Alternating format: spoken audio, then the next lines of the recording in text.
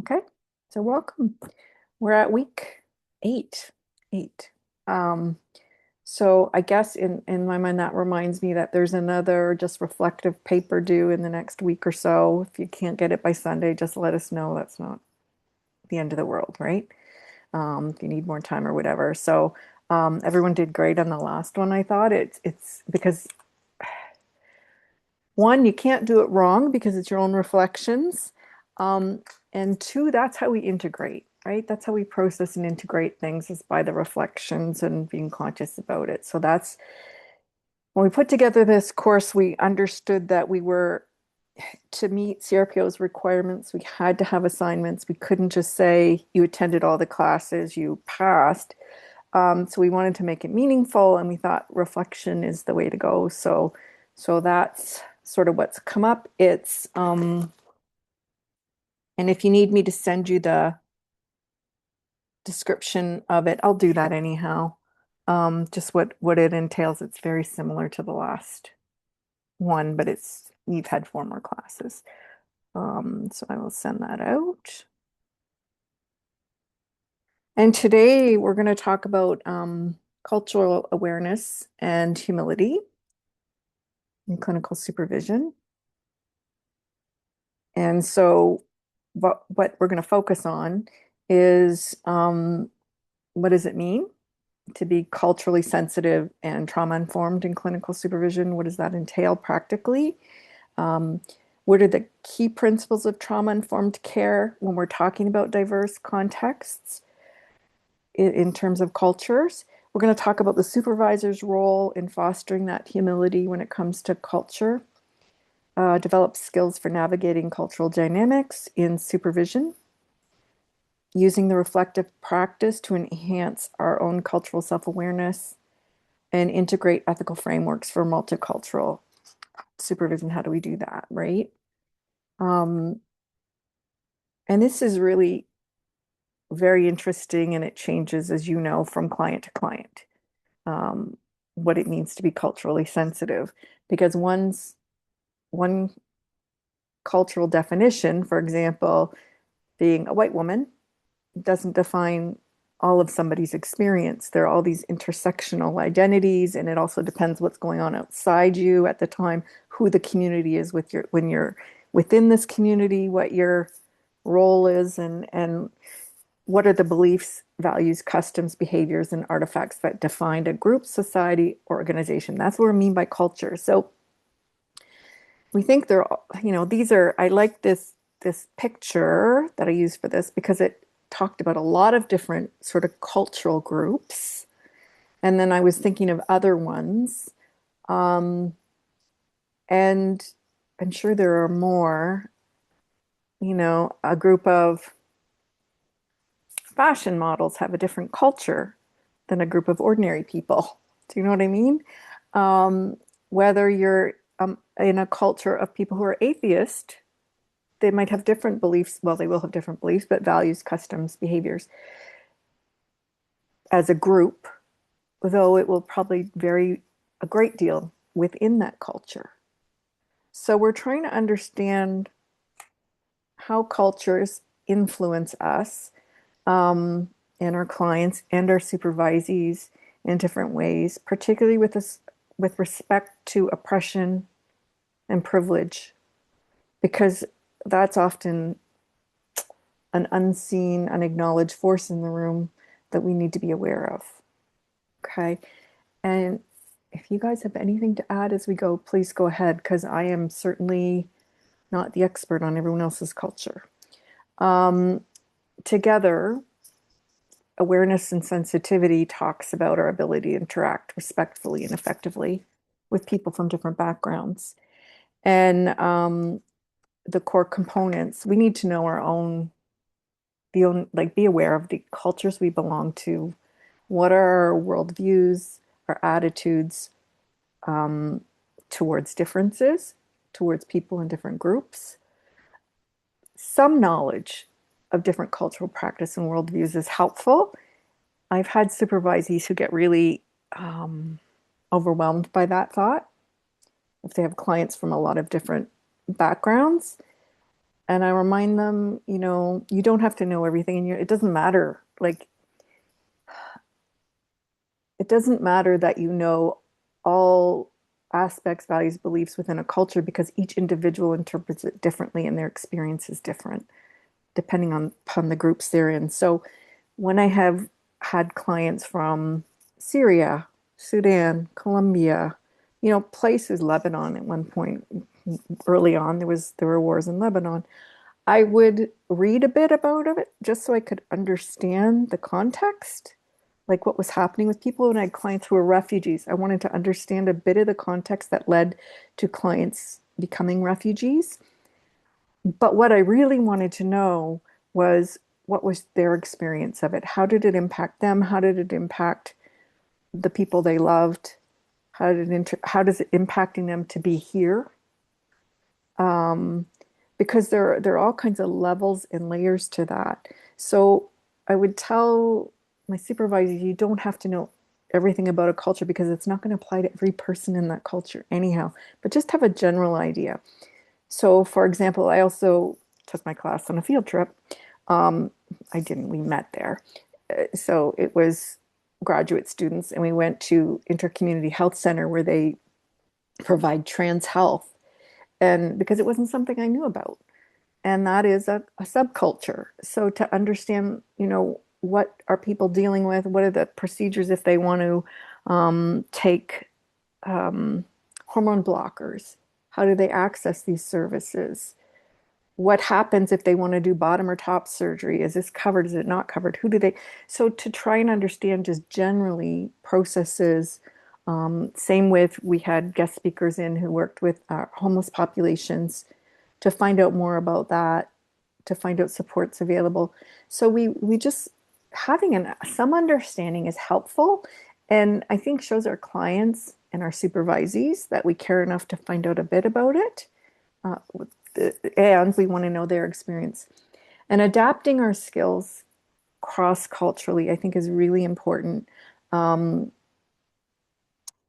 so, for example, I was talking with one of my supervisees last week, and he was very kind. He said, I appreciate the fact that when you do trauma processing, you adapt it to your client's beliefs. So I use, in my mind, a bit of a spiritual, I talked about that, allies. But whether I go at it spiritually, if that's the thing for my client, that's fine. If not, I'll go at it neurobiologically and talk about how we're creating a new template for the nervous system, a template of safety and safe connection because our imagination is so powerful and we can change what happens in the mind body by using imagination and connecting safely with allies. So I truly believe it's our job to adapt what we do to meet our clients' needs, to change our language, to change our process, um, and to figure it out. It's hard though, so sometimes we need to involve others or refer to someone else if they're better at it than we are. And why is it important in supervision? We know that our clients from marginalized community experience trauma exposure. They get more than white people do generally. I'm not saying than every white person, but I'm just saying than the white educated middle class, our clients from marginalized communities experience more oppression in Canada.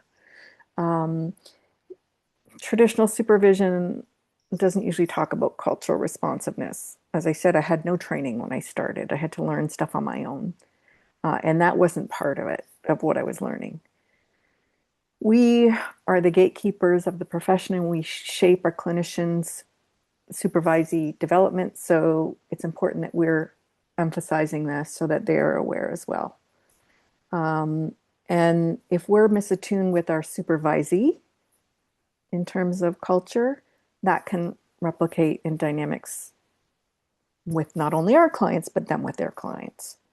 And so to have that awareness is important. We also have an ethical mandate to be competent multiculturally. And we know that being effective in supervision, it will improve client outcomes across diverse populations. So what's the difference between competence and humility? Um, And because because our code of ethics for CRPO and Ontario College of Social Work talks about competence, but I don't think that's exactly what they mean because competence is a mastery of knowledge of groups. We take an expert stance. There's an endpoint. You've got it. You know this stuff cold, right? And there's a lot of generalization that happens when we do that. So I think they mean more awareness and humility, which is lifelong, being curious, realizing I'm not the expert on my Indigenous clients' life, and I never will be, um, that I have to keep learning. There's no end point. There's always more I can learn. And if I'm uncomfortable, it means I need to figure out a bit more rather than uh, stopping learning or feeling like I want to check out because that's not okay. And it also requires me to explore my own cultural lens. So, what are my assumptions? What are my values, my beliefs, and how is that showing itself in my relationship with my supervisee and with my clients? And so we're going to role model that so that our supervisees will do that in their own practice with their clients because we do have different um, biases, which are usually unconscious, and we know about that because we'll have physiological reactions. That's where that comes up. That's what I find most helpful if I have a somatic reaction, right? So, in terms of what does it mean in terms of our obligations, we have the core ethical principles that guide us. It's required that we be competent in working with people from different cultures.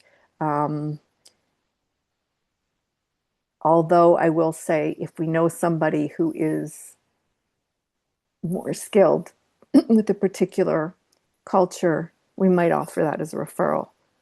So, for example, when I was working and I had Indigenous clients, I'd say, obviously, I'm not an expert on that. We have the Indigenous Center who connects, brings in elders, and does cultural healing practices. And they also have an Indigenous counselor if you'd like to work with him to have that part supported at that level. I'm happy to make that connection. But if you want to work with me, I will do my best. Do you know what I mean? So, to be transparent, I guess. Um, we have anti-discrimination principles, so to prohibit bias, which is great, but we need to know what our biases are. You know, I know that some groups I might feel anxious about at first because I don't know what they've been through.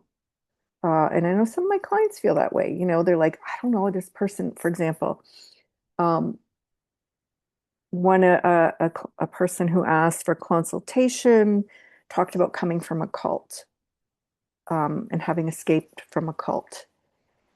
And I was talking to the therapist. I couldn't take them on because my caseload was too full, but I knew this person had the competency to do it. She's very good with trauma clients. She works with me. And I said, she's like, but I've never worked. I said, you know what? I'll tell you something. When I read the email, my stomach kind of went, this is huge.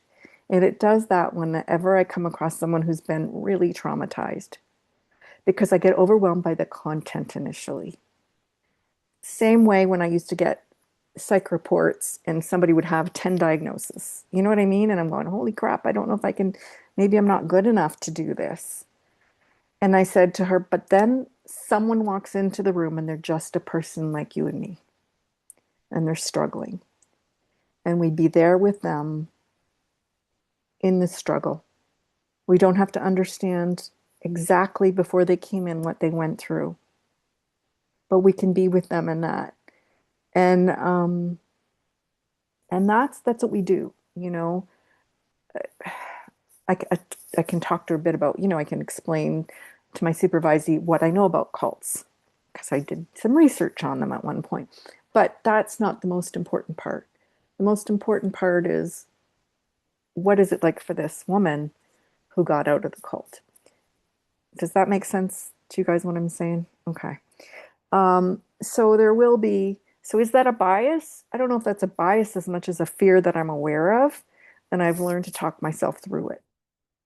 Because sometimes the traumas are so big that I get overwhelmed by content. It doesn't matter if I've been doing this for 34 years. There are moments when I get a gut punch and I'm like, holy crap, this person has been through so much. Can I do this? And then I talk myself through it because it's a reaction. Um, where possible, we want to do ongoing professional development or personal development, right? In cultural areas, just to understand better. Um, and it is part of our continuing ed obligation. And we talked about the supervisors are accountable for modeling and assessing cultural responsiveness in them. That's part of our evaluation. How are they responding to people of different cultures? Are they going in with humility? Are they listening? Are they being present? Are they learning? Are they, when appropriate, finding out more information on their own? Okay. So, what does it mean when we do trauma informed care? It's an awareness of how the oppression comes out, the outcomes of oppression, right? We know that about a third of Canadian population identifies as Black, Indigenous, people of color, right? And that's a potentially large part of our client population. So to be sensitive to what they experience in this culture is important. I will say I was naive, um, probably because I didn't realize how pervasive racism still is. Probably because I separated myself from everybody I knew who was racist, and my circle was not. But when I married somebody who was Black and I heard what he went through, I was traumatized by it. Um, and it was really important that those blinders come off because it's really not fair to people of color that some of us are so obtuse and oblivious. Um, so that was a very humbling, painful experience, and what made me a better therapist, I think, to be more aware of what the realities are for people, and in some cases, how it can be a threat to their lives and some of the experiences they come into. Um, I'll talk about that a bit more when we talk about privilege. Um, we also know these groups use our services, healthcare, mental health care, less often. There's a higher dropout rate.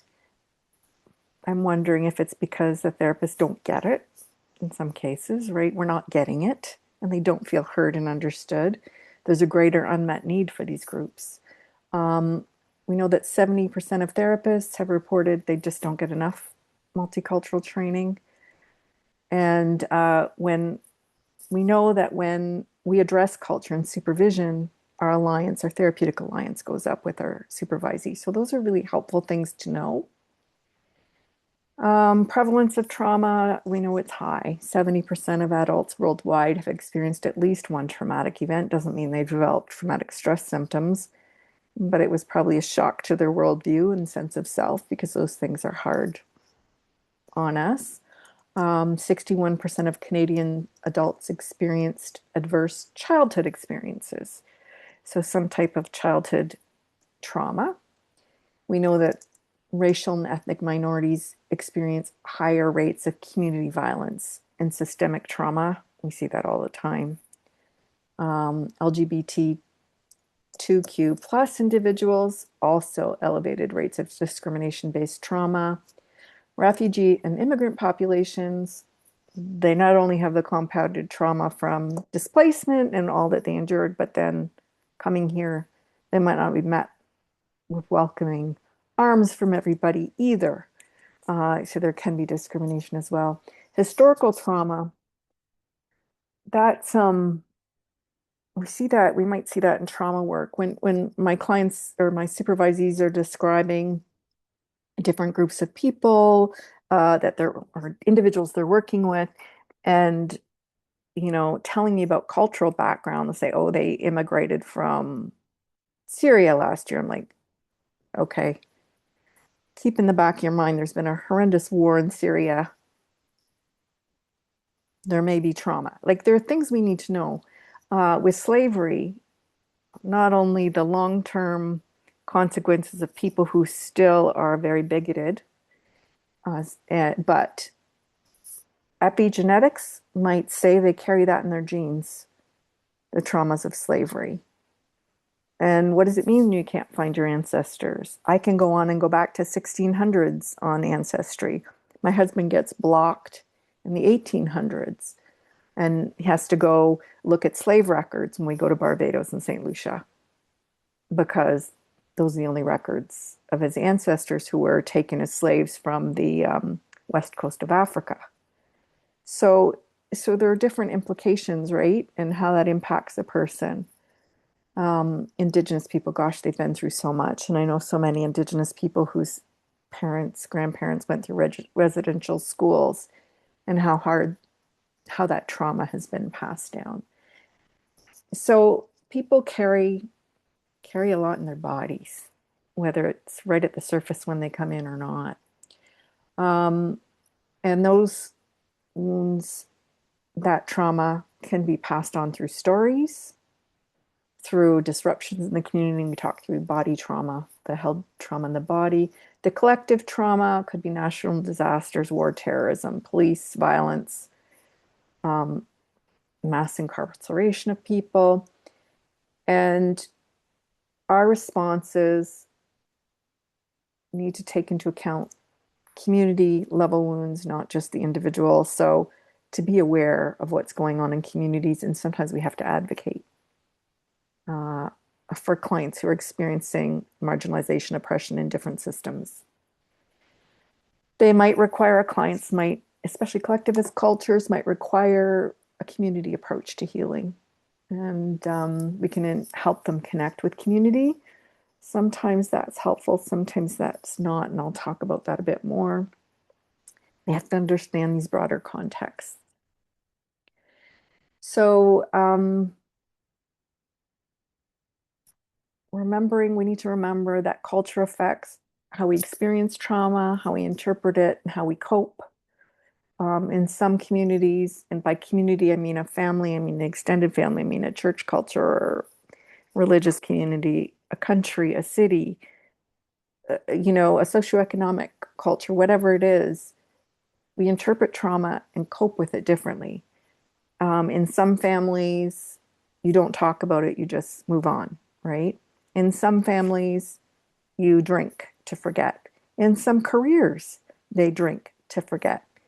I did a study on paramedics. I had a research grant to do studies, and I was working with paramedic students, and I was looking at factors that build resiliency. And so I did a 13-week group with two groups, and had two control groups. And I reported on this to coordinators of paramedic programs across the province. And I still recall one of the responses I got from one of these coordinators.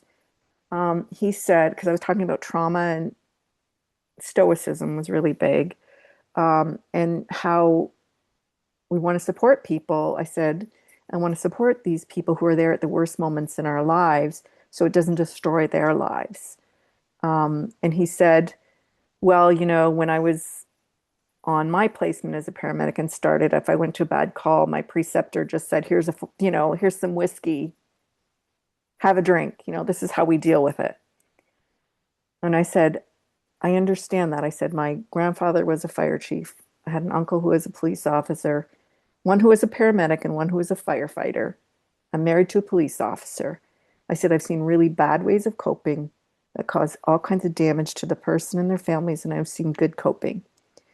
I don't think you should have to lose your health or your family because of the career you choose. And he made a joke. He said, "Well, I guess you could tell that to my last two ex-wives or something." But so they're just these attitudes, sometimes even a culture, right? And I also was brought into a meeting with London Middlesex Paramedic Service. One of the coordinators brought me in, and I was asking about EAP. Did they have any support services? And they had none. I was horrified. And so I was like, "What do you mean you've got none?" I said, "Your people are going to these horrendous calls. Who takes care of them?" "Well, they need to just suck it up. This is part of the job." And it was just awful. And eventually, I think partly because our students had, care. Like when they went to a bad call, I talked to them within 24 hours. You know, I was, I met with them. I did psych ed on trauma, what to expect, how it peaked and went away within, peaked about 2 weeks, went away within four. These are normal symptoms. If you're having trouble, these are the things you can do. If it gets to 4 weeks and you're still having trouble, we need to do trauma processing. They had a lot of supportive care and their faculty were great. I think when those people got out there, they started advocating and they finally got EAP in place. But I couldn't believe that those cultures were so against mental health. And the people who worked there couldn't talk about it to each other. One of the supervisors, after I did my reaction in this meeting with all the upper management about how irresponsible it was not to be providing supports to paramedics. One of the supervisors said to me he had been on a call of, murder suicide with family and children, and he said they offered him nothing and how that messed him up. I mean, so it's just a culture of silence. So we need to be really aware of what cultures and subcultures are like for our people because it's not as easy as we think sometimes. And to speak out will they'll be ostracized and be left more alone in some cases. So to ask those questions and find out is also important. Some cultures might view trauma symptoms differently. They might see it, we might use the DSM. Some might see it as a spiritual imbalance, might see it as something physical, something emotional, or a whole, Western culture, we like to separate mind body, but they see it a whole system issue. So there are ways to address it systematically that they use. And so for us to be open to that and aware and not disrespect, I guess, the way other people view things. Yeah, so we need to understand the cultural context. What does it mean for that person? The DSM-5 is not going to capture it all. And sometimes somatic presentations are more common in different cultures. Instead of expressing feelings of sadness or hurt in a culture that's not what happens, people will have somatic symptoms more often. So for us to be aware of that. Trauma responses for some people, trauma can cause a loss of faith. And that can be a huge loss for people, upend their world and their whole connection with whatever used to sustain them. So for us to be aware of spiritual injury and or a sense of disconnection from ancestors, that can be very heavy for people, and it might not be something we were trained in. Probably wasn't something we were trained in, or I certainly wasn't, in how to address that. Then there's the community-oriented distress, shame, social role, family disruption, being ostracized. So there are lots of reasons not to address trauma, not to get help, not to admit you're suffering, if these are some of the potential outcomes. So we want to help recognize and validate non-Western trauma expression, not pathologizing what would be normative in different cultures, and integrate anything that's congruent culturally for the person. And if we can't do it, to refer them to someone who can bring that to them. So we talked about the considerations. ethnic, racial background, all these things, language, immigration status, generation in the country. That's a big one because I worked with a lot of young people who are first generation. And for them, the challenges were usually culture clashes, right? Collectivist culture, individual culture, family, what they want for themselves. That was huge. And what did that mean? And how did they, I don't know if you guys are seeing that too, um, but how do they walk with a foot in each world? Uh, we talked about some of this. The psychosocial stressors are big. What does it mean?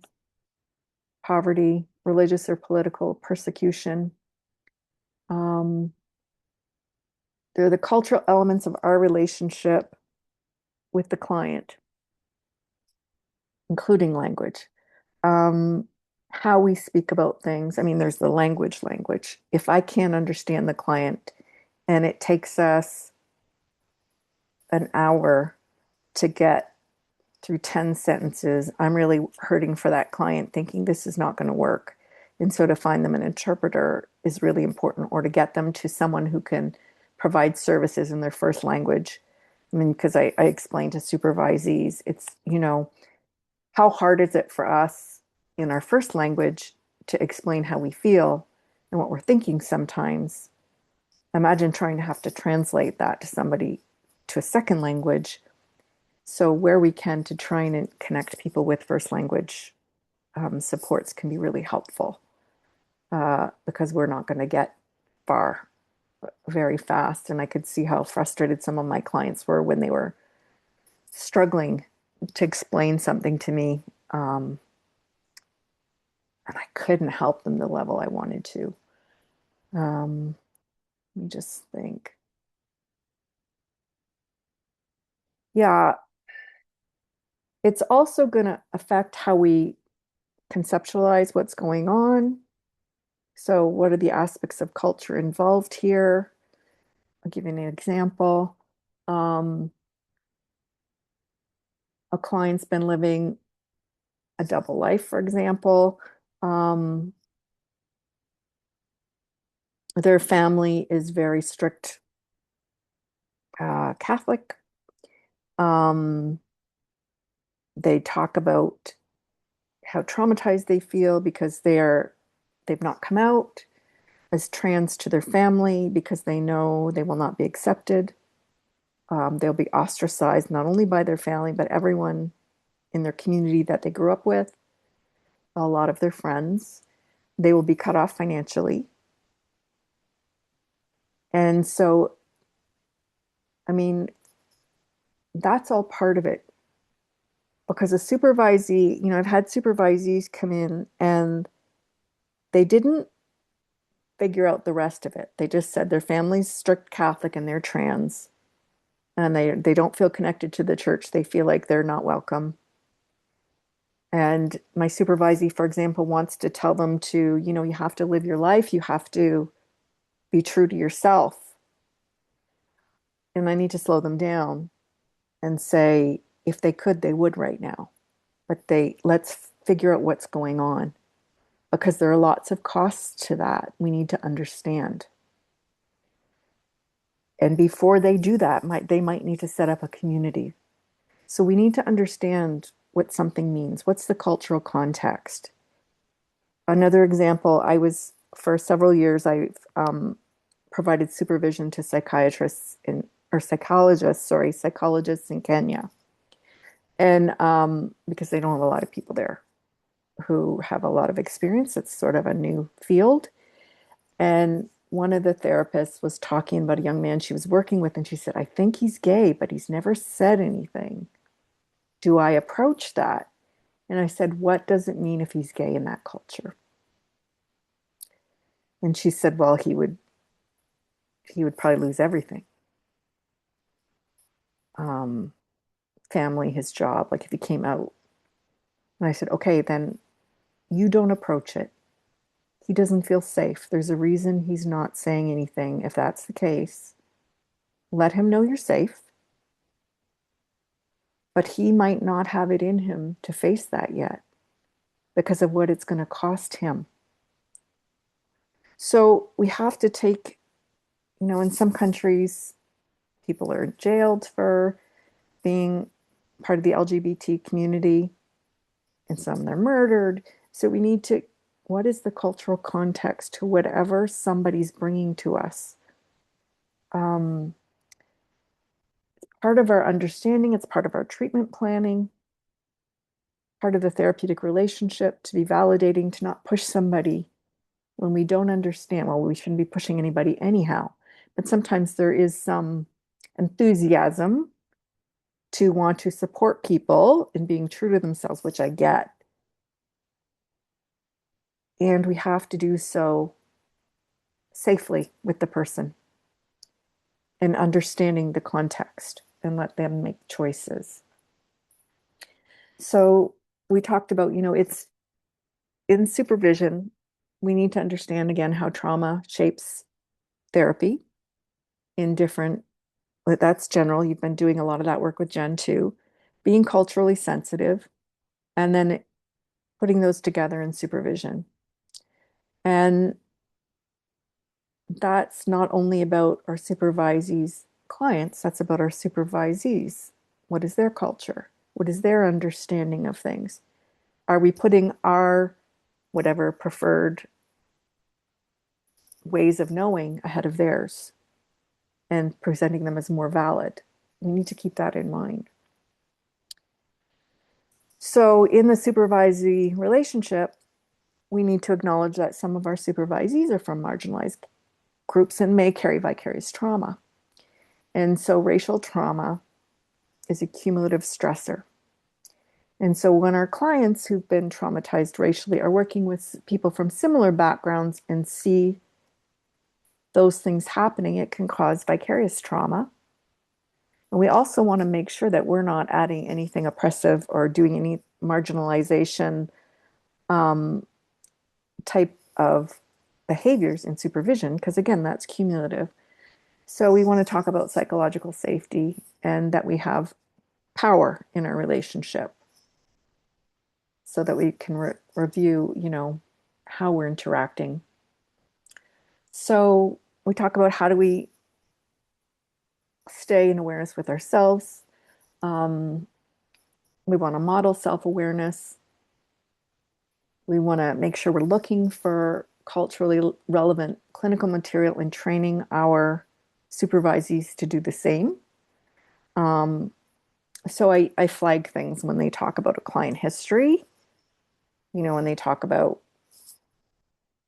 a client was talking about, our supervisee was talking about a client who was Jewish, uh, who's showing some trauma symptoms. I said, just beware, that the Jewish community has experienced a lot in terms of the Holocaust that has been passed down generationally.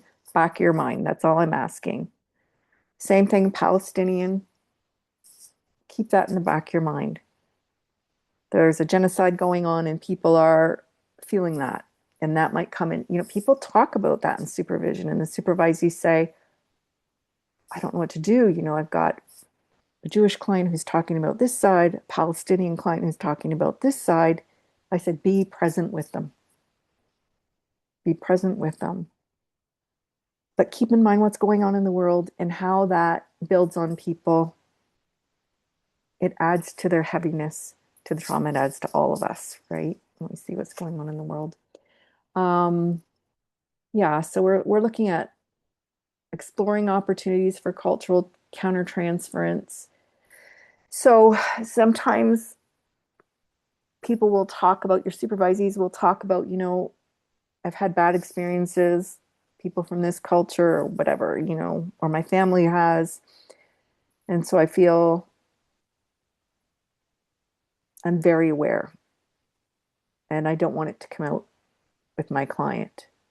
And so we talk about it. We talk about naming it. We talk about bringing it to the surface.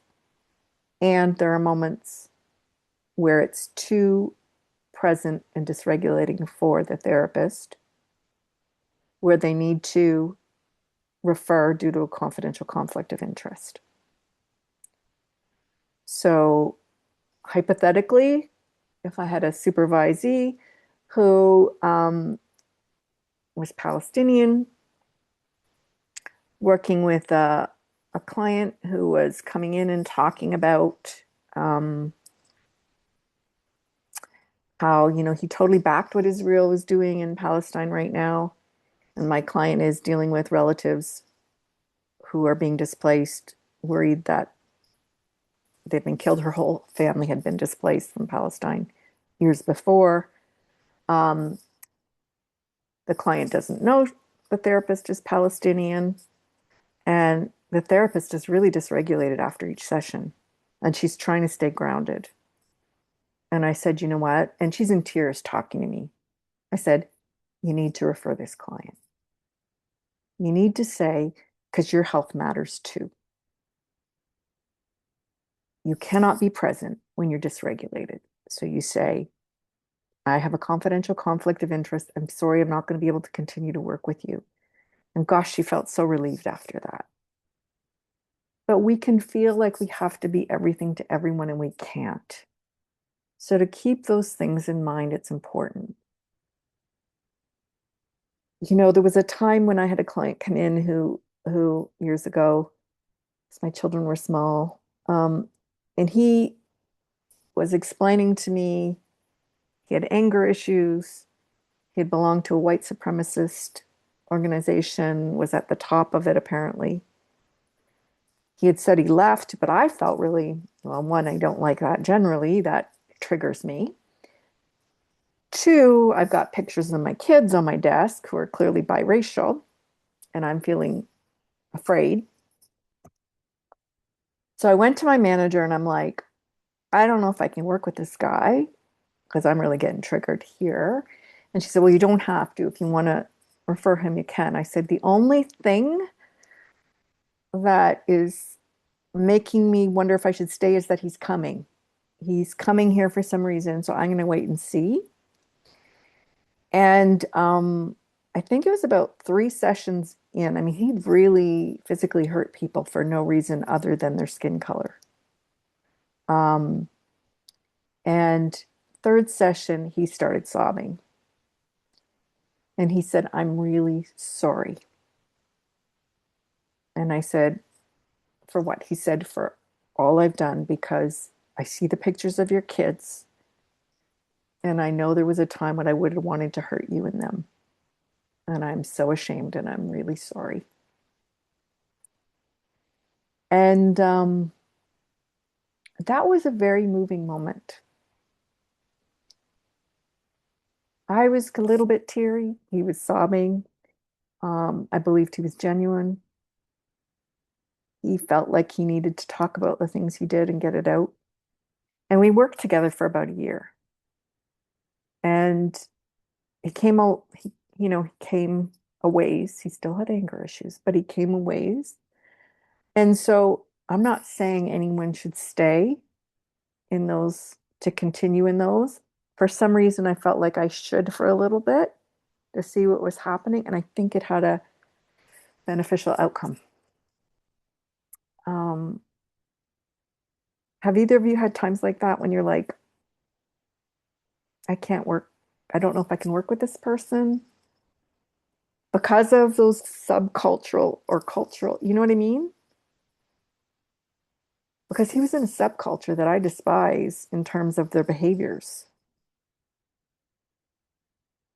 So those are, yeah, if you want to share, you can. If not, I can move on. Yeah, those are hard times. I don't know. I don't know if it's just that someone that would feel that way towards me probably wouldn't see me in the first place Okay. because I'm quite visibly not white, so Mhm. perhaps they would avoid me. But one thing I can speak to is I used to work on a crisis line for many years, and that's Mhm. always interesting because they can't see you. Yeah.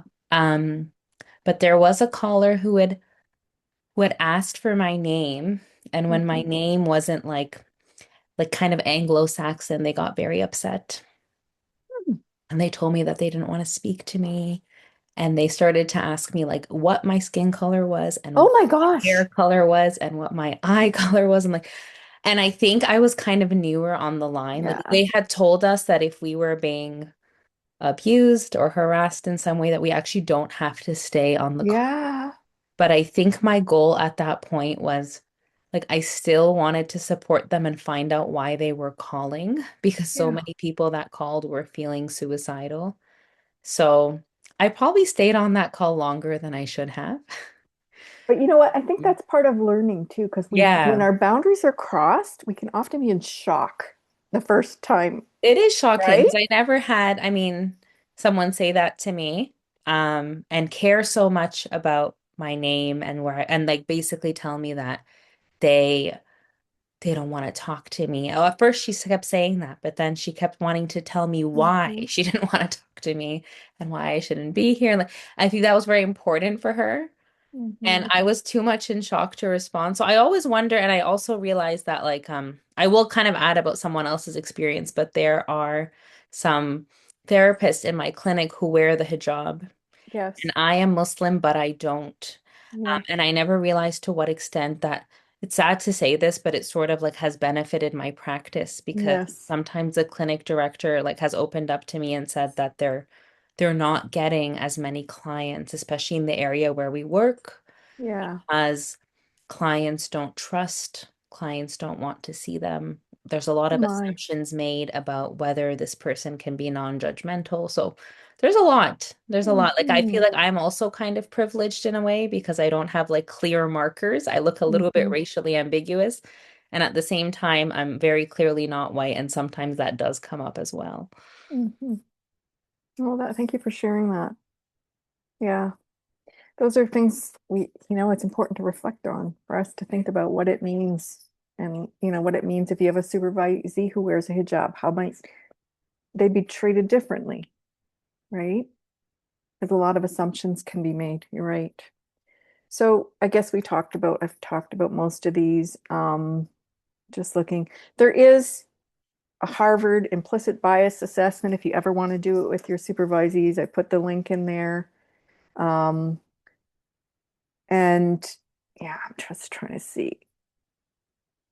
Uh, so as a supervisor, obviously, if we're having any countertransference stuff coming up in therapy, to do our own personal therapy and consult culturally with colleagues. I find that helpful. Um, Even if they're not of the other culture, just how did you handle that? Like, did you have something similar? How did you go with that, right? How did you address it? How did you bring it up? Those kinds of things. Model the vulnerability. And so I explain, sometimes I've had these reactions, like when I see that psych assessment with 10 diagnoses and I'm going, oh my God, can I do this? Right? Maybe I'm not the right person. I'm not good enough for this, or I don't know enough. Um, so to let people know that sometimes we're not sure either, and we all have these reactions. And the possibility of discrimination is important because I know that, well, I'll talk about it, but one of, especially a white person's tendencies, we want to believe people don't mean to say some of the things. So there might be minimization, there might be discounting, there might be giving the benefit of the doubt when somebody says something to us that, oh, this person was being racist to me. Um, we want to not do that. We want to allow for the possibility of discrimination and that this person knows what they're going through, what they're experiencing. That, yes, that does happen. And yes, this person knows what it feels like. And it's my job to be supportive, not to challenge, because there are these defenses that come up when we have privilege to try and keep that out of our awareness, which are really not helpful to supervisees and clients and colleagues, right? So yeah, these are some of the obstacles to self-awareness and knowledge would be we want to view ourselves as more respectful and decent people, and discussing personal biases, social biases is generally not acceptable in public. Um, so we have to be the ones to talk about it and talk about our mistakes, our missteps, our own learnings, so that our supervisees feel comfortable talking about theirs. And once we gain insight, we have to take responsibility for our past behavior and our present behavior. We can't just say going forward, sometimes we have to go back and make amends. I handled that poorly. I'm sorry. Those kinds of things. And the emotions that come up around that can be difficult. And a lot of people don't want to face the shadow parts of ourselves that are trying to defend and protect us from pain because we think it makes us a bad person. And the protector parts are there trying to say, oh my God, this is too scary. And so we need to face it. We need to find our courage and face those things. And, ask institutions we belong to do the same sometimes. So resistance we might see to developing awareness, knowledge of our own biases, the cognitive resistance, the denial, disbelief, minimization, avoidance, rationalizing. Well, when he said that, I'm sure he didn't mean that. Like those kind of comments are really hurtful. Our own resistance that comes from guilt, anxiety, fear, anger. We don't know what to do with it because it feels big, so we're not going to deal with it at all. And that only a person of privilege can walk away and not deal with it or avoid it, right? Because it's a choice. It's not a choice for the person who's facing it. And then there's that sense of helplessness, hopelessness that can lead people to feeling shut down, like I can't make a difference. And so I'm trying to encourage people to, you're right, the world is what the world is right now, and it is overwhelming for a lot of us. We've got this sphere of influence. That's what you're responsible for. Dealing what's going on within you, being aware of it, choosing kindness, doing what you can in your own interactions. If you have a platform or the ability to speak to more, then you can do that, right? So helping people with that as well.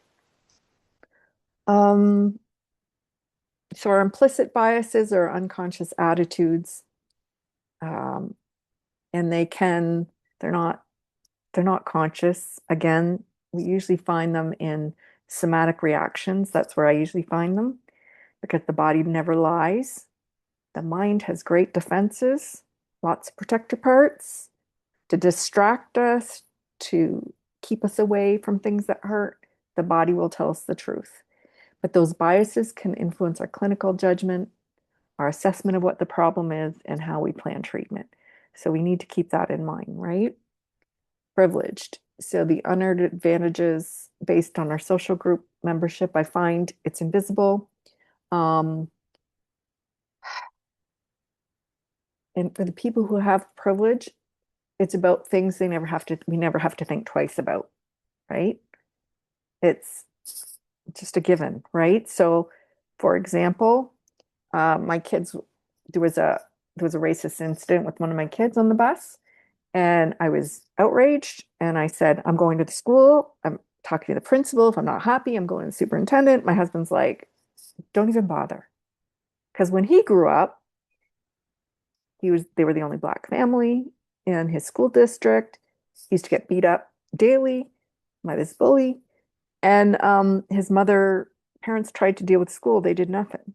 So his experience was one of, it doesn't matter. But I assumed it would matter because that's been my experience. That's my privileged experience. That as an angry white woman going in who's educated, I'm going to get something done. But that's the difference, right? And there are lots of cases like that. I can go out to a restaurant or a store by myself and nobody looks twice at me. If the two of us go together, there might be looks, comments. Um, People I knew who were friendly to me before have walked by without saying anything. So it's context as well, right? Which group are we in? If it had been my dad's side of the family, who are very racist, who I have no contact with for 40 years, he would not have been treated well, and neither would I. His family is lovely. I'm welcome. So context matters where there's privilege and who has privilege and who doesn't, or how it transfers. And we need to keep that in mind, um, for ourselves, for our clients, for our supervisees. And I'm telling you things you already know, but I just want to bring them up because we need to validate them with our supervisees. So we need to talk about race or culture in supervision. That's important. I'm not going to assume that I have shared experiences with supervisees, that some of the analogies I use, that they understand. They grow up, some have grown up in different cultures, some have just come to Canada a few years ago. So I can't make assumptions about what their beliefs, what their experiences have been. I need to ask. We're not going to overlook microaggressions. I hope I'm not making them, and I hope they'd call me on them if I did. But we want that to be a space, especially if it's a group. If anything happened, I'd have to call it out at some point individually, maybe in the group. It depends on the context. I'd have to deal with that because I do group supervision as well. And sometimes we need to address systemic barriers affecting clients if we have their consent or if it's a theme, right? Um, yeah, we tried. Oh my goodness, we tried our group. We had so many. Okay, so in the college system, just so you know, you might, if you follow the news, you might have noticed that there are lots of discussions about the cutbacks on international students. Um, the cap is like half of what it was a few years ago because there were so many international students coming in, and they were getting charged outrageous amounts of money. And the recruiters were lying to them about how easy it was to become Canadian citizens. And the health care they got was horrible. Um, so that was a point of advocacy for us as counselors and social workers was they had a policy that only gave them $25,000 for hospital care. It went down to 10,000 if there was a suicide attempt. A day in hospital, $6,000. So, considering all the stressors these students were already under, we sometimes had 4 or 5 students in hospital with no way to pay because they didn't have adequate health care. And this was up to the college to set up the health care. And we're explaining that this is not enough. And so what started to happen is some of the hospitals wouldn't see them. They refused to see them because they didn't have the funding. It was horrible. Um, I mean, the other thing is we didn't have adequate housing. They're living sometimes 10 to an apartment, sleeping in shifts. Um, just the stuff that was happening was wrong and it was exploitation. And so a lot of us were speaking out. We used to get, yeah, we used to get, backlash for that, but we tried, you try to do your best for different groups when you start to see these themes, um, because it was just wrong. It was just morally wrong. So questions for us to ask ourselves, what cultural groups do I identify with and how do they shape my worldview? So to think about that, and what messages did I receive about differences growing up, different types of cultural differences? Were they positive? Were they negative? How did I respond to that? Um, how does my identity culturally affect my therapeutic style? And where do I hold privilege? And where do I experience marginalization? My question is, do you want to share an answer to any of those? And if not, we can just go forward. It's up to you.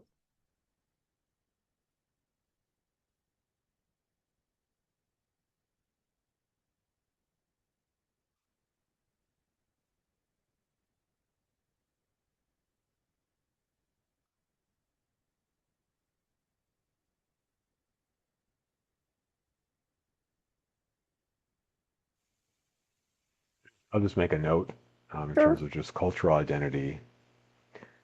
There's I found that it can be a good thing to always keep in mind the countertransference aspects there Mhm. when it comes to culture. Transference as well as countertransference. Mhm. If there's someone you identify especially with, right, whether it's the Yes. same cultural background, same particular religion, similar age, similar life experiences. Um, like I said, I think there's a risk there of, the client becoming very comfortable, which is nice, but overly comfortable in terms of Mhm. this is someone who understands me, and then on the countertransference side, the openness to perhaps have that be the case, where this is a pleasant conversation, Yes.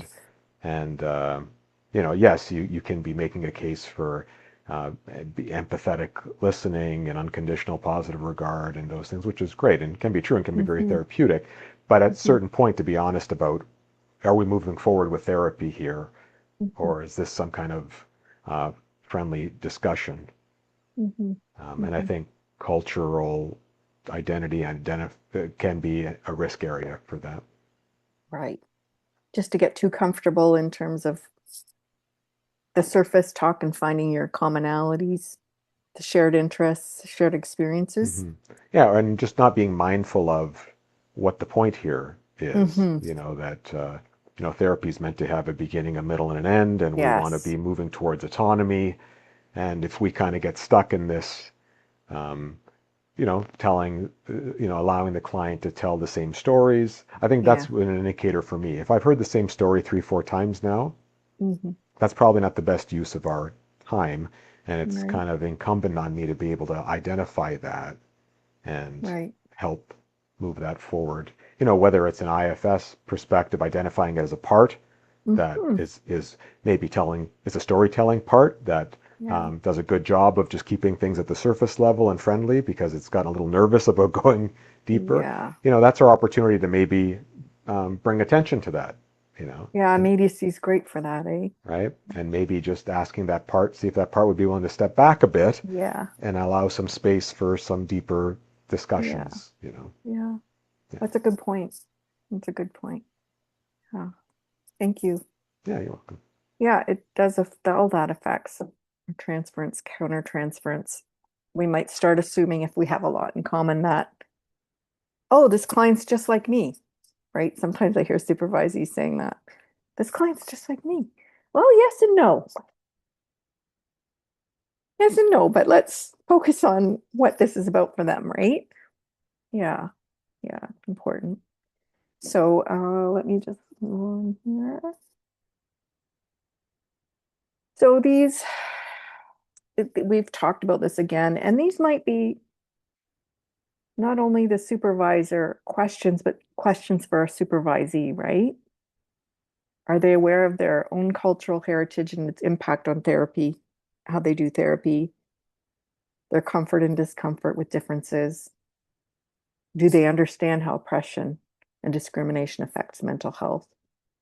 Um, I know a good friend of mine who she's black and a lawyer, and we've talked a lot about we've been friends since residence, first year university, and I was talking to her about trauma. We talked about that a lot, and I was explaining how when I'm talking to people about trauma, they don't know what I mean sometimes when I'm asking, have you had experiences of trauma? And so I define it. I give examples, because lots of people just think of war like they're used to soldiers, and I'm talking about, childhood abuse, neglect. It could be this bullying, racism, um, sexual assault. So I named those kinds of things, and she said racism, and I said yes, racism can cause PTSD. It's a form of complex trauma, especially in for some people. It's happened so much, it's been prolonged, and it's inescapable. So to help people understand that that can be a source, that can be where post-traumatic stress reactions come from, to validate that. so just this might be something to use with a supervisee to help them do their own assessment. Yeah, we talked about this. So asking for feedback from supervisees and peers in terms of, do you feel like this is a culturally safe? Am I acting in any ways that make you uncomfortable, or that you feel like it's not safe to talk about culture or your own experiences? To just get feedback, I think, is important. Am I being culturally sensitive enough? Are there things you want me to do more of, do less of? So to get that feedback from supervisees can be helpful. And these are some things we could do. Some things our supervisees might do only if it fits you. Some people do a reflective journal for supervision, including my supervisees. I haven't, but some people do that. Some will do their own time focusing on cultural dynamics, or they might do it in a peer group. We had the place I worked previously, we had biweekly peer group clinical supervision. Um, and that was great. We could talk about, themes and issues we were seeing. And we would find that really helpful. I would find that really helpful when we'd have a whole, because we always saw waves of students coming from different countries and just understanding particular aspects of the culture which were different. So, for example, um, we had a lot of students coming from India over a few years. And one of the things we were seeing happen was we'd be doing like, they would say things, they would be really upset and say, I'm going to kill myself. And so we'd be like, okay, I need to do a suicide risk assessment. And they were like, what are you talking about? Because it was just a form of saying I'm frustrated. Like there was no intent, it was just an expression. And so it helped us when all of us were having that experience to be able to say, to talk about it, and then to say to students who said that, because I was working in a college, to say, okay, when you need to understand when you say that, here we have to take that seriously. So I understand that's an expression. Are you saying this as an expression of frustration, or do you mean you want to end your life? So trying to understand those kinds of things could be helpful as well. So we would discuss that in supervision or peer consultations. Some people will do supervision of supervision, which can be helpful, and you can do that with someone who has more experience, or yeah. Um, some people just do, they get together with a colleague and they are a group of colleagues, and sometimes you have 100 years of experience around the table. It's pretty great to have input from a lot of people. Um, Again, get supervisee feedback on responsiveness, and then there are different things we can do to learn more, focus more on our cultural responsiveness and sensitivity. Um, this is a big one I do with, I bring it up a lot with supervisees. The second point is when you feel you're getting into judgments, step into curiosity. That's the only way I've figured to move out of that. Like that countertransference, I'm starting to, a client says something that's totally foreign to my values or offensive to my values. And it may be cultural, might not be. Um, and it's step into curiosity to say, wow, I wonder what that's about. I wonder why they feel this way. How does this work for them? How does it fit?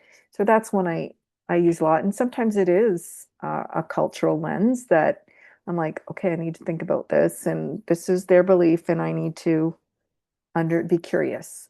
So to be non-judgmental, um, keeping your sense of humor is important. So how do we bring that together? Just going to check the time. Okay. So why don't we take a break for 15 minutes? Is that okay? And I'll see you back and we'll finish up then. Thank you.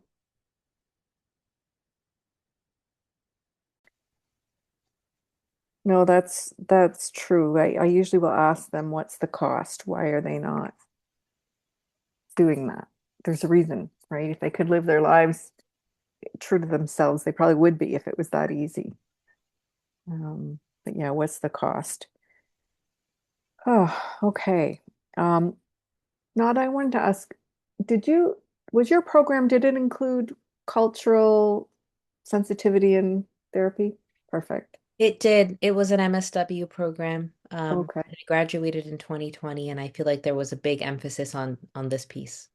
Okay, good. So I can, it sounds like you've both had that. I know we didn't have that when I was there, and I did teach that at probably in 2016, 17. I taught a cultural counseling course at Western.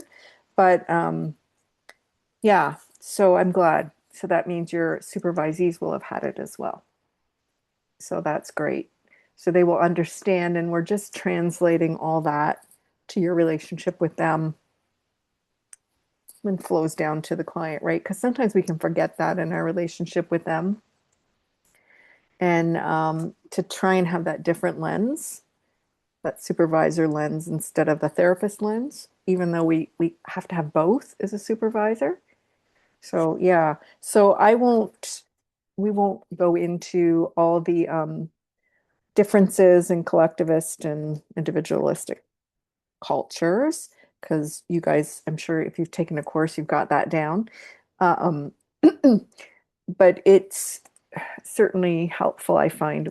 We'll talk about that later, but helpful for supervisees to realize that when we're doing what our assumptions are in terms of how clients describe issues, what they're hoping for, treatment plans, those sorts of things, right? So those are helpful insights that you all come with already. So the culturally safe supervision spaces, it's you already know this, using inclusive language, don't assume or avoid any assumptions about identity. If there can be a physical, emotional space for cultural expression in their office or whatever, just to allow that to be as well. I did have to push back the other way in my office at one point because there was annually people would decorate the office for Christmas. And I just reminded the manager that the clients we were seeing the week before Christmas usually had nowhere to go because there was so much trauma in the family. There were ruptured relationships. And so this was a really hard time for people. So there was that. Plus, we had many students who did not celebrate Christmas. So that could feel like a marginalization in a space that was to be for everyone. So I did bring that up. Um, Sometimes people they still did that at the front desk. It kind of hurt my stomach though, because the people I was seeing were really sad, about not celebrating this, not having people, not having the Hallmark Christmas. And so we were doing a lot of grief work. So that was tough. I don't know. I don't know what your thoughts are on that, but I had a hard time with that. Um, I think I agree with you, Shirley. I would have felt the same way. I maybe would have tried to say something. yeah. Um, Sometimes it's not received well. I know it's different, but I love my clinic for many reasons. But one thing they've done a couple of times is book a social event for all the therapists Mhm. during Ramadan, and it has food. Mm. And some of us couldn't go. Oh, And it yeah. was I decided to just mention it. And Good. of course, they were very apologetic, but it often seems that, yeah, we decorate for Christmas, we do all the things. And sometimes the rest of us have to say, oh, by the way, it's this, or it's that we have to speak up, Yeah. or else it's just not really going to be acknowledged. Yeah. Yeah. Yeah. So those are some of the things we can think about in our space, like how are we, because that could impact our supervisee too if it's not their thing, right? So to keep that in mind, to not make assumptions about what holidays people celebrate or to make room for all of it. Sometimes we might want to ask the supervisee, what do I need to know about your cultural context? Like, what would be helpful? Um, and then check in. about the climate of supervision in terms of culture, and normalizing the discussion of cultural dynamics with clients, with each other. I said, I don't, that's new to me. Can you, what would be helpful for me to know? And I can look at more, like, I mean, the Vedic birth chart and how that was impacting my supervisee's life as well as her clients' lives. So it was interesting, right? So to learn pieces and what does it mean? And then just parts again, we've got all these roles, sources of power and supervision. Um, and so how do we navigate that? We talked about naming it, talking about it. If our supervisees feel unheard or marginalized, making it safe for them to tell us, for us to be accountable and owning it. Using collaborative language. I tend to preface um, my suggestions to supervisees by saying, I'm not in the room. So, what I offer in terms of things to consider is just that. You will know the timing. You will know if it's appropriate. You will know if it needs adjustment because I trust your instincts. Um, I'm just giving some ideas of what might be going on, what can be in the back of your head as you go forward with this client, and ways that you might want to offer to do interventions. Um, if it's a high risk case, I'll be more directive about what we have to do ethically, legally, those sorts of things. But yeah, I try to be more collaborative, to be honoring to the supervisee's perspective, their instincts. They're there. I'm not, right? I wonder, what would you think of this if the timing seemed right? Um,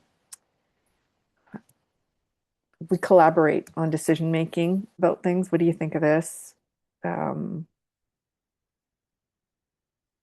when something comes up, we try and take in different perspectives. Like, okay, so how would we proceed with this? We talk it through. It's their decision ultimately how to go forward with their client, um, unless it's an ethical legal issue. We talked about this, you probably covered this in your course, the intersectionality and multiple identities. And we just want to be aware with our supervisees. We don't want to reduce them to one identity because we all have all these intersecting identities. Just because a supervisee is Muslim, it doesn't mean all these things. Like, you know what I mean? And it's a Muslim woman who wears a hijab. Does it mean all? No, there are all kinds of identities around who this person is as a person in their community, politically, in terms of their stance on different things. We want to understand the dimensions of a person and not just say, well, they're this, so they must be this. So just a reminder to us, also to remind our supervisees of that, not to make assumptions and just reduce anybody to a single dimension. And those identities do shape our therapeutic relationships and our supervisory relationships.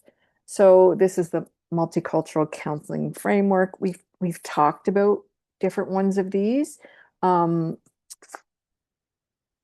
but I think what's important at some point is to have a discussion, um, to understand if something comes up in supervision that's culture related for our supervisees or the client. What have their lived experiences been? What have the barriers been they've faced? We need to understand, particularly if we haven't experienced them. We don't want to make assumptions. We want to understand, what were the barriers? How does it impact you? How does it continue to impact you? So to try and be curious again and validating. One of the most challenging things I've found is adapting practices, like interventions at times to adapt to different cultures. Um, and that's probably because in North American culture, we generally make a lot of assumptions and tend to want to be very logical and direct and straightforward. And our clients' cultures might not be that. It might be more indirect, more inferences, more to talk around things, more you do holistic practice. So for some clients, CBT would not be a thing. Like, do you know what I mean? Like you're just we have to adapt, and so it can take a while. I find discussing it with supervisees helps. Like, what's this client style? What's the culture? Um, to remind them to pull back on trying to assert individualistic values, belief systems on a client who comes from a collectivist culture, and also understand that many of the challenges we saw in post-secondary was a client not knowing how to put those together, was having clash between the cultures. And that was really tough for people because there was so much to be lost, um, potentially, when a client from a collectivist culture started to long for and embrace an individualistic culture. And that was a lot of discussion, like the living to be your true self with supervisees about, they'd say, well, the client wants to do this and this is their culture, they can't, and they want to live on their own and they can't, and why shouldn't they just move out and do this? Okay, they need to assess the costs of that, and are they ready for what this will mean within their culture? Will they have adequate supports if all these things are lost?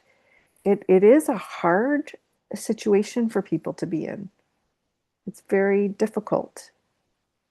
Um, so we've dealt with that quite a bit as well, and just slowing things down. And we work on just incorporating all these aspects, just our own awareness as well, into supervision. This I found helpful, just to have a conceptualization. If you have a supervisor who tends to be privileged with a marginalized supervisee, we have a greater chance of making assumptions, power misuse. Um, the privileged supervisor, we need to be really self-reflective, name our privilege, and be approaching supervision with humility and a willingness to listen and learn. So that's one set. Then there's the marginalized supervisor with a privileged supervisee. So it's that also can be complicated, because the supervisee might be projecting cultural assumptions the other way. And so having those direct conversations and expressing experiences of privilege and marginalization as a supervisor, and how it's impacting you in supervision, is important as well, to have those teaching moments, because they need to occur. They're difficult, but they need to occur because you want your supervisee to understand that, and that they're making assumptions based on privilege. So that's another perspective. Then there's both marginalized supervisee, that's another one, or privileged and privileged. There's a problem potentially for alliances in either case about assumptions, shared understandings, and we miss the challenges sometimes that can happen there. Because we can become blind to other perspectives in the privilege and privilege. So just be aware of that as well. You know, if we've got two really educated, which you all are as supervisors, you know, some financial stability,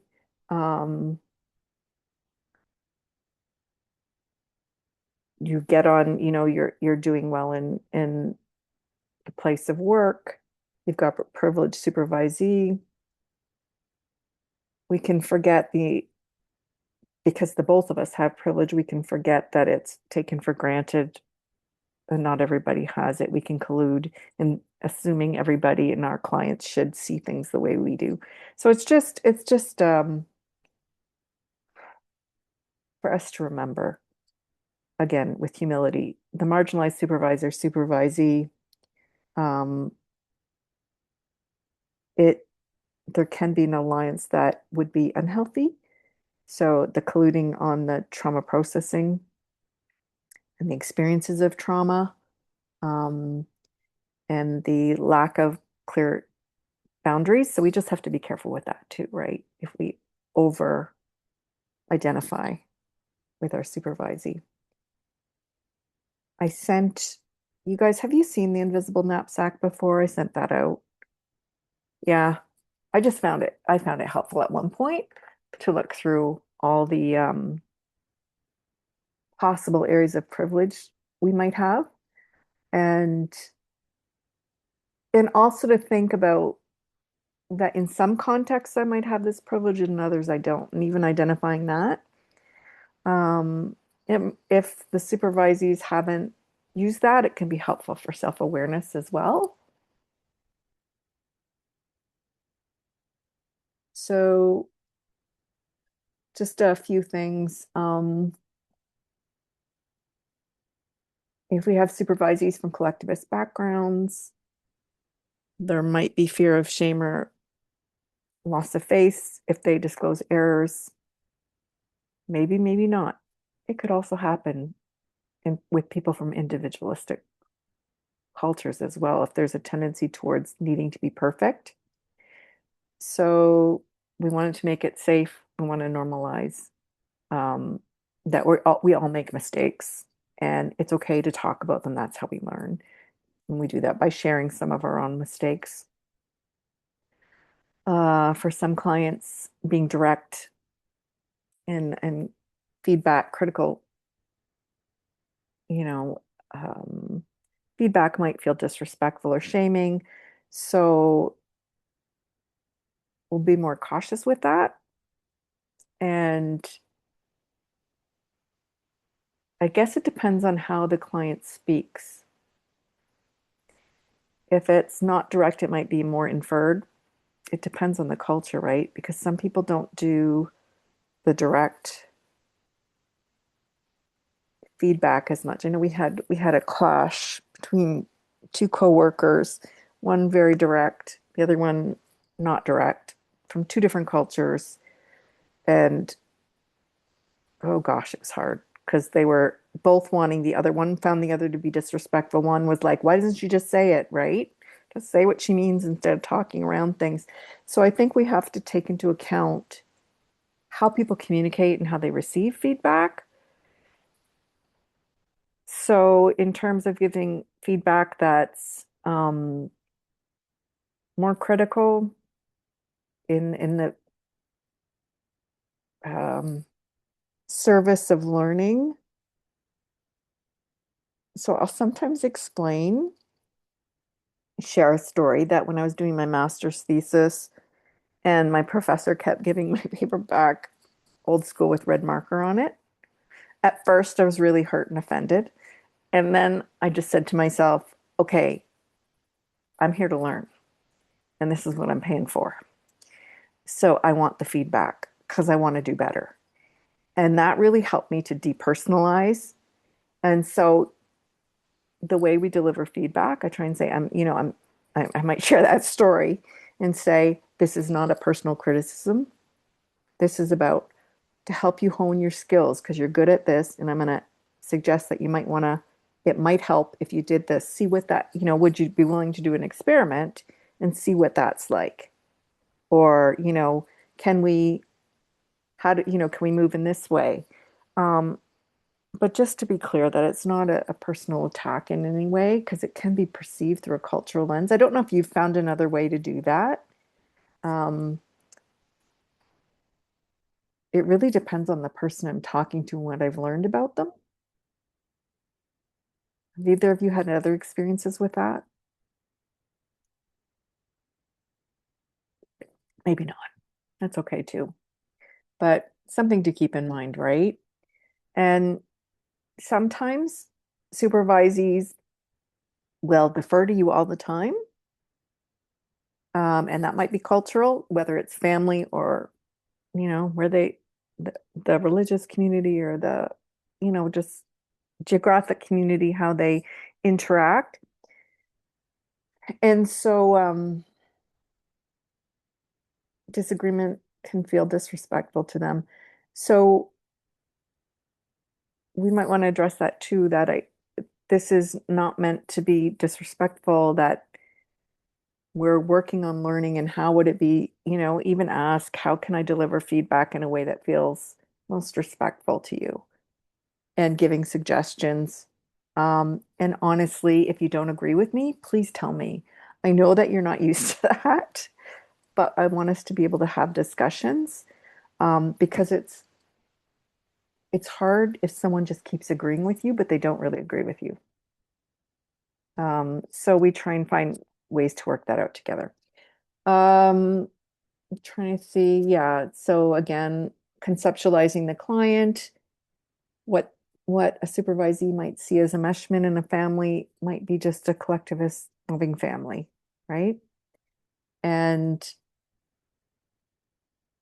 boundaries can be a little more uh, complicated. I know my friend who's an Indigenous counselor was talking about how his clients would just drop in, like they didn't usually schedule appointments, and they went as long as they went. And gosh, it was hard because we couldn't do that. Like we just had too many people. Um, but it was hard on him to some degree because he never knew what his day was, and it could be 2 hours for an appointment, right? So each culture has different things, and it depends how the agency works. We have to work within an agency sometimes. It can be conflicting in terms of cultural norms, what's expected. So yeah, my Indigenous clients found it harder sometimes that they didn't like that we had a certain time. Explain why, apologized. That's the way we had to run, but those things can get in the way. Let's see what else. So parallel process, it can, again, it can transfer. We've talked about that. What the client brings to the therapist can bring to the supervisor, and for us to just be aware of that, and name when race or culture is part of that is going to be important. If that seems to be an important piece, like a Black client working with a white therapist who doesn't trust a white therapist because the systems have not been safe. So to name it, to validate, and to explore with a supervisee what their countertransference is to that, because it's usually very distressing when you're there trying to help, but you're part of a group that has been involved and continues to be involved in actively oppressing another group. So there might need to be some processing around that. So again, we talked about how do you decolonize supervision practice. You guys have probably covered this as well. Um, Examining our assumptions about which knowledge takes priority in the supervisory relationship or it with our clients. And there's an assumption that it's evidence-based positivist knowledge, that that's the gold standard. That isn't the gold standard for everyone. And we want to integrate other ways of knowing. And I'll just talk about those generally, but just to be core to our understanding of different cultures. And what does evidence-based mean? And just reminding our supervisees as well that most of the studies done in North America are done on predominantly white people within Western institutions, those ones we often refer to, and they reflect our cultural biases. We want to learn with communities, and sometimes, again, we have to advocate for change. So some of the pieces we want to bring in, the Indigenous medicine wheel, or two-eyed seeing, which involves taking the best of both Western knowledge and um, Indigenous knowledge and combining them. And they talk about wellness across mental, physical, emotional, spiritual domains, um, and involved with elders and community healing practices. So supporting that, I used so when we talk about window of tolerance strategies, for example, um, to help people to get back in their window of tolerance or coping, my handout on that has strategies in most of in mental, physical, emotional, spiritual domains. So just trying to make sure we pay attention to that when we ask about client resources and coping responses, that we're not just talking about CBT and thought strategies, that we're talking about what helps you feel balanced, grounded. And I ask about, physical, emotional, spiritual, um, social supports, community supports, to ask about all of those and not just a few. Um, and then African psychology is about healing personhood, understood through interdependence, communal responsibility, and ancestors. So to keep that in mind, we're not just dealing with the individual sometimes. Um, Asian, Confucian, Buddhist models, the self is relational, and that's core. And embedded in family society. And suffering is often reframed through mindfulness, detachment, and harmony. So I have a client who follows one of these models, and I know part of my bias is to want to reduce suffering with my clients. Um, and I've had to step back because she believes suffering is part of life and it's about accepting it in some areas with detachment and with peacefulness. So that's been interesting um, as well. Um, yeah, because I made a mistake at one point. We were doing work with our spiritual allies, and we work with somatic pain wherever it is in the body and just ask it to speak to us, to tell thoughts, words, physical, um, any other physical sensations, emotions, whatever comes up, to see what's being held in that part of the body. And she was holding a lot of despair. And this had been going on for some times. And it's just like life is hard. It goes from one thing to another. And I know I stepped into this was my own countertransference because I just wanted some of it to go away. And so I did something I don't usually do.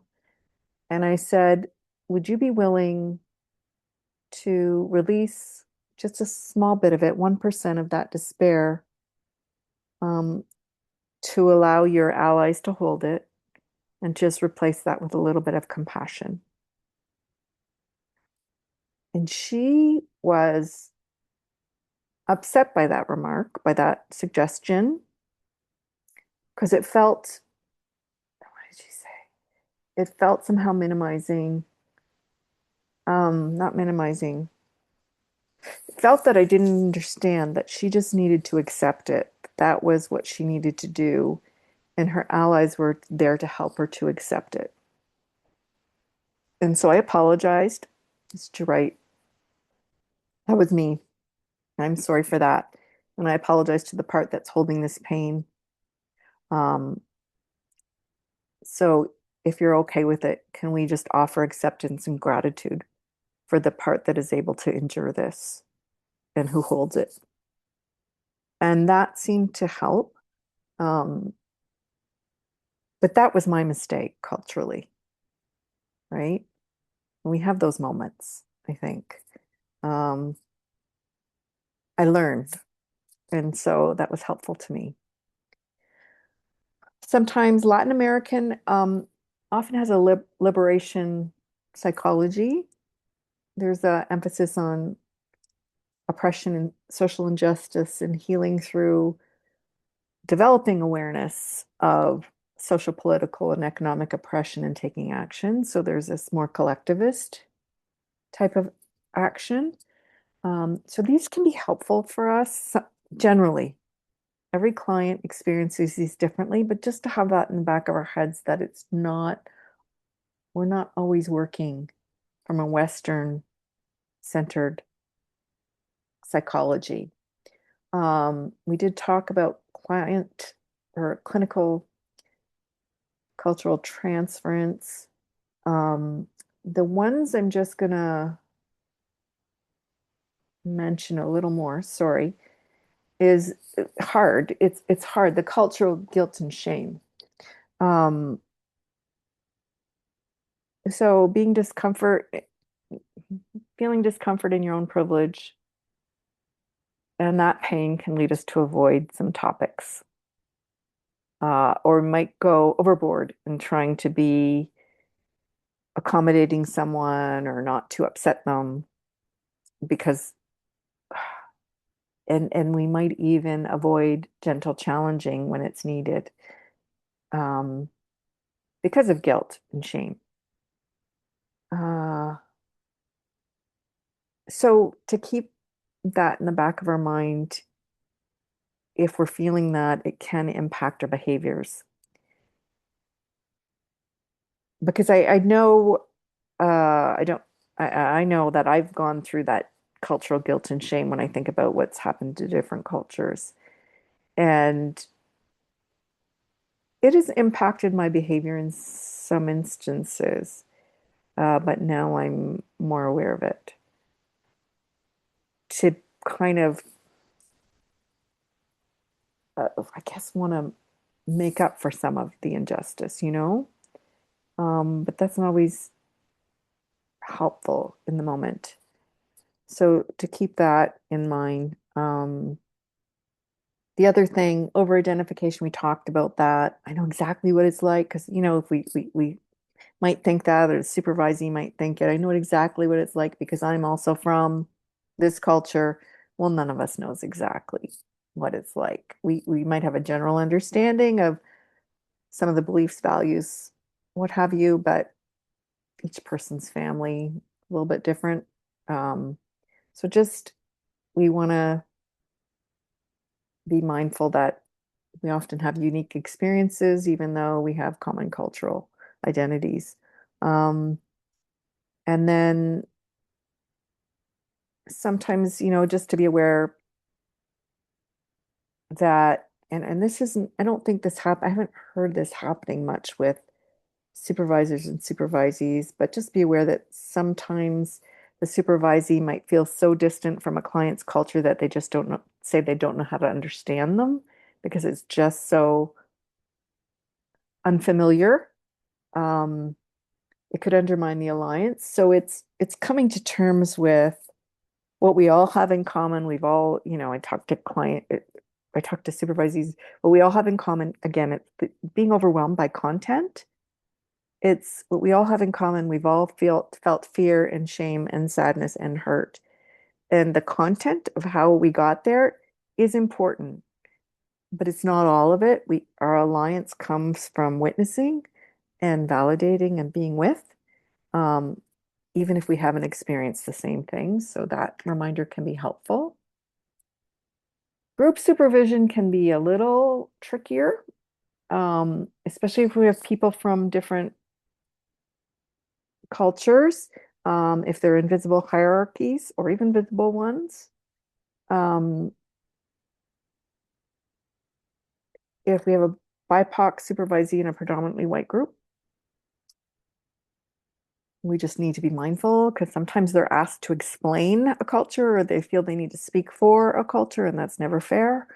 So, or feel isolated because they're not understood. So, creating a safe um, group with explicit expectations that acknowledge privilege, power, and the norms that we're going to be expected to follow in this group. We're role modeling again, cultural humility. If there are cultural tensions, we need to figure out how we're going to handle that, whether it's in the group or it's done individually. And so that might be consulting with a colleague as well, right? I'm just trying to see. Oh, the documentation. So using language that reflects the client's own framework and not using clinical jargon, Western clinical jargon that might sound like pathologizing is important. Um, so writing about a client's spiritual experiences that are different from what my teaching would have taught me in what we didn't cover this in terms of we wasn't even covered. Um, but explaining that client reported that she continues to have a communication with her grandmother who passed 5 years ago. This is consistent with her cultural beliefs and whatever, right? Use the language the client uses. I'm not going to pathologize it. I'm not going to say client's hearing voices or you know what I mean? I'm saying this is what, and the client finds this very comforting, those kinds of things. So just be aware of how we're explaining things. Um, I'm just trying to see what else. Other times it would come up. Yeah, cultural practices can be very different from one another. Um, Spiritual experiences, mourning experiences, somatic distress. And so for us to be open to it, if we're talking about a diagnosis of depression or anything else in the DSM, fortunately, we don't really have to do that. We're just dealing with what the client goals are. So we're not making a diagnosis. So that's not really an issue. But clients reporting these symptoms, it aligns with depression, it doesn't, and these are, and how this is in cultural factors, relational factors, other factors might be impacting this. This is what they shared. So just being more objective and open-minded, I guess you already know that. How do we develop our help supervisees? We did talk about this a little bit. The developmental levels, when they are beginning, they need structure, positive feedback, role modeling, intermediate, a balance of challenge and support, advanced, more of a collegial consultation and complex case discussion. And this may vary across cultural contexts. So to just be mindful of where they are in things and tempering how we respond based on therapist needs and their cultural styles and assumptions. So if we want to assess their own cultural competence or supervisee cultural competence, these are just some ideas. I don't know if you will have to do that if you're doing practicum evaluations, but these are some areas you can look at. For in terms of cultural awareness, you can assess their cultural knowledge and their skills according to these types of things, these areas. We talked a bit about vicarious trauma and working with oppressed, marginalized populations can increase vicarious trauma for supervisors, not just supervise clinicians from marginalized communities, but also supervisees from privileged communities can be traumatized by hearing what people are going through in terms of oppression, discrimination, marginalization. It can be gut-wrenching. Um, and knowing that if our supervisees are isolated in a white agency from people of their own culture, that increases their vulnerability to vicarious trauma and compassion fatigue, right? Because feeling that their peers aren't understanding or don't understand. So it's hopefully they will find, safe, supportive, culturally responsive agencies to work in. So we're just watching our supervisees for signs of this because there's a lot of times I work with supervisees because you guys are all very compassionate, caring people. That's why you went into this field.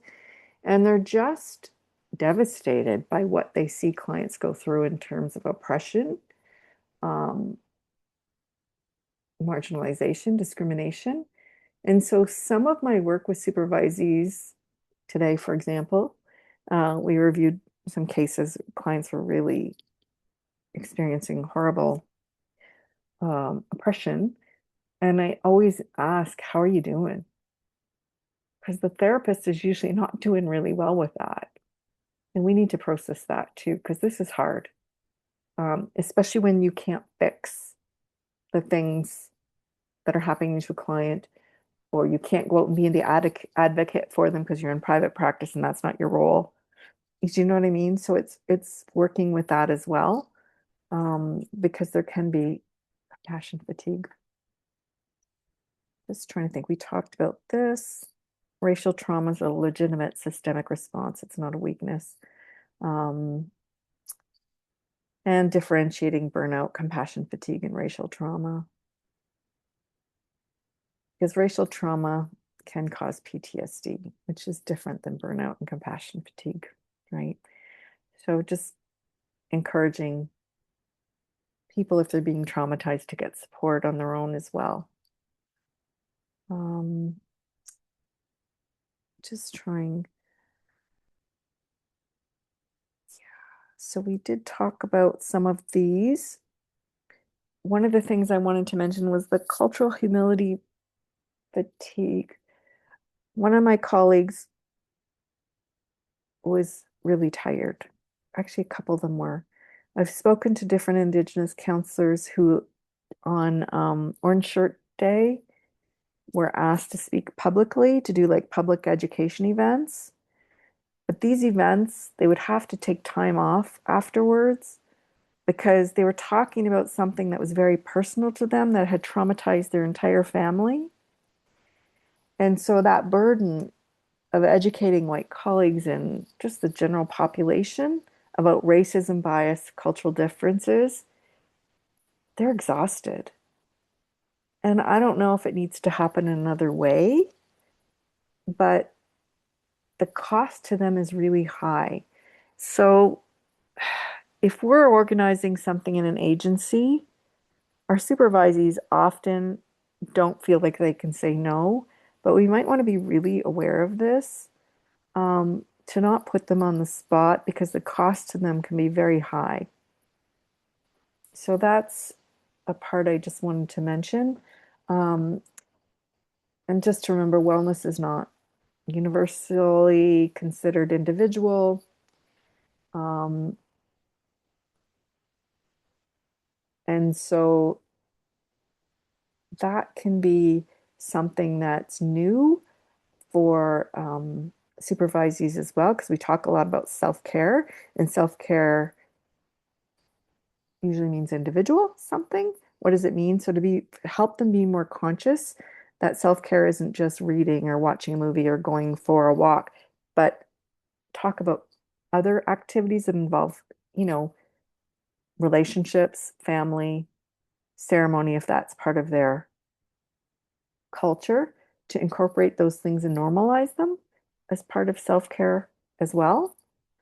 And the importance of validating systemic barriers. with supervisees, and supervisees clients is really important.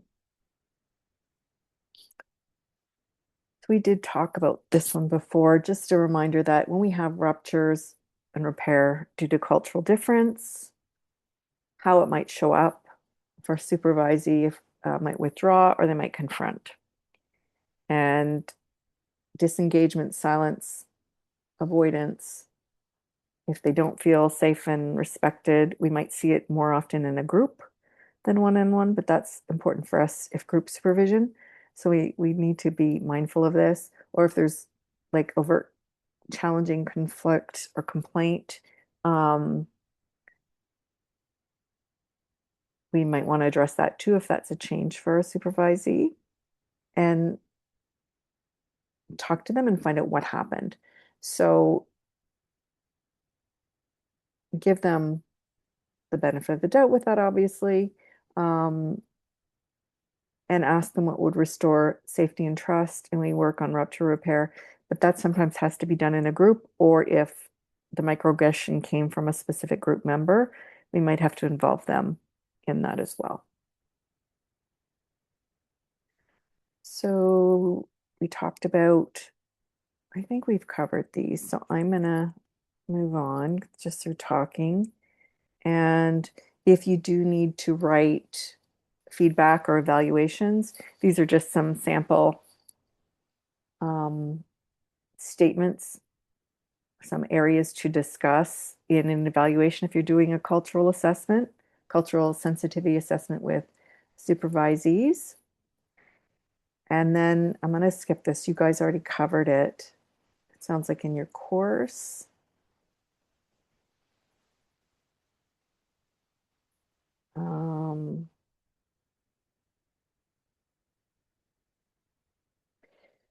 The one thing, and the one thing I do talk to supervisees about is although we espouse respect for all persons, peoples, and cultures, there are some moral limitations of what we can accept, of what people say are their cultural beliefs. So, child abuse, domestic abuse, terrorism, honor killings, those kinds of things.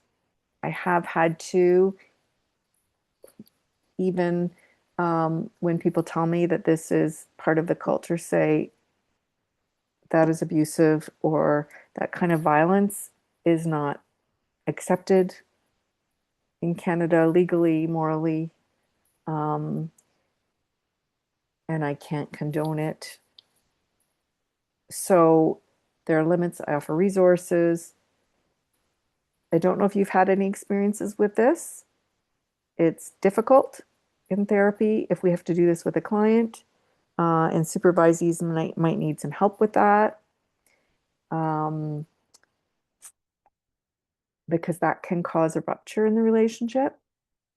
But it needs to be stated, and they will have already heard our limits to confidentiality.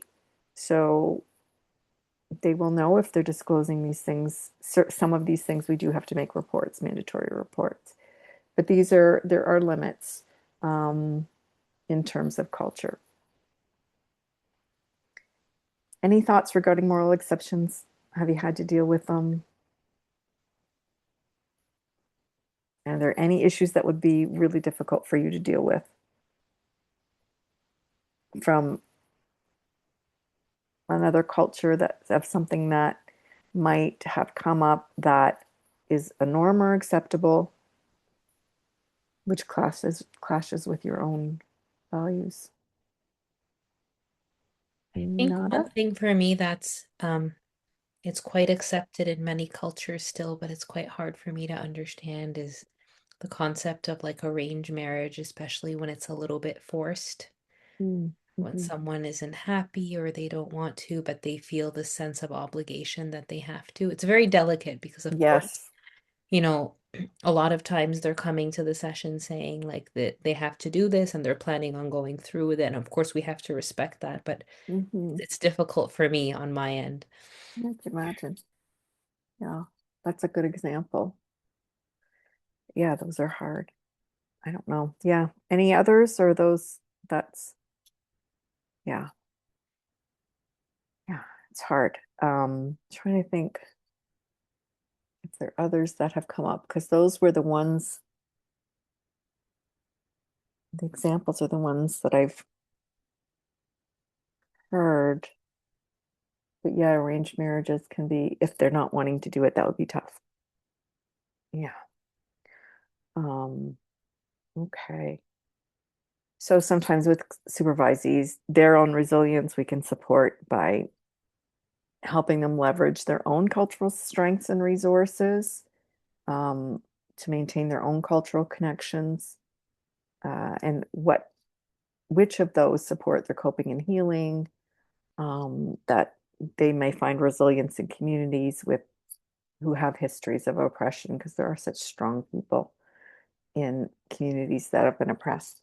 There's one thing I just wanted to talk about clients because this was a eye opener for me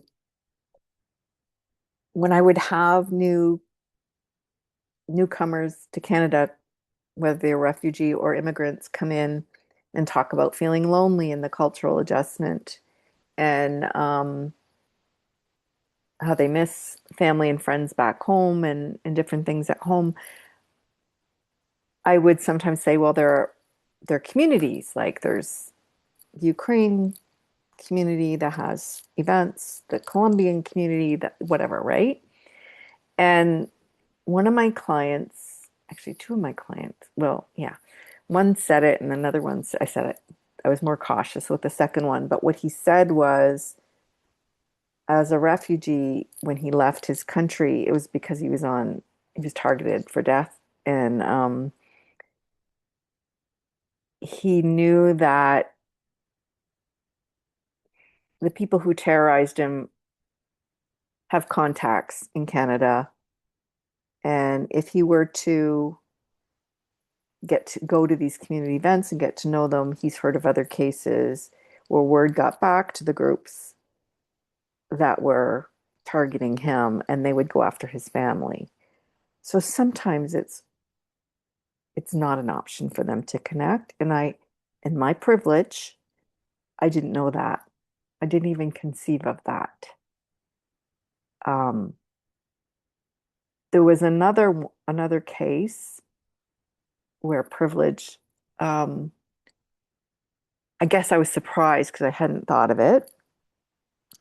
But it was a client who came in, who was living with a bunch of roommates, and one of the roommates tried to sexually assaulted her. Okay, and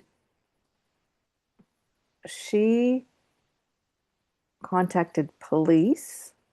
I hadn't seen her before any of this, but what was happening now was his family, who has higher status than her family, was making life difficult for her family back home. So there are cultural pieces that I was surprised, but I'm glad I know now that that can happen.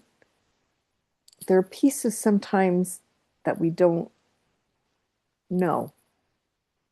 Um, had she come to me after the assault, I wouldn't even have known to say, I would have supported her in whatever she decided. And usually I want to know, how do I support you? Like, what do you perceive the impact to be, right, is going to be on you? Um, and which supports do you have? But I would never even have thought that this would go back home. So there are pieces lots of times that I wouldn't even think of, right? So it's always eye-opening to work with different cultures. I also had a young man one time and he was suicidal. And did a suicide, I've done lots of suicide risk assessments. I did it with him and I was working through um, and I'm going to share that risk assessment I use with you next week. But it was pretty comprehensive, and I was asking lots of questions about deterrence and what supports he had and whatever. And he stopped me and he's like, "Why do you care?" And I said, "What do you mean?" He said, "I don't know why you care." And I said, because you're a human being, I'm sad, you're really hurting. Um, you're really struggling. And what this tells me is the way I reframe usually suicidal thoughts is that your mind and body have exhausted your capacity to cope and you need other supports. So you and I are going to work on building supports in you and around you. And I can be one of them, but we want you to get through this. And he said in his home, in his culture, he said, nobody would care. He said, I get on the bus there and people are holding the bars and you can see cuts down people's arms where they've tried to end their lives and nobody cares.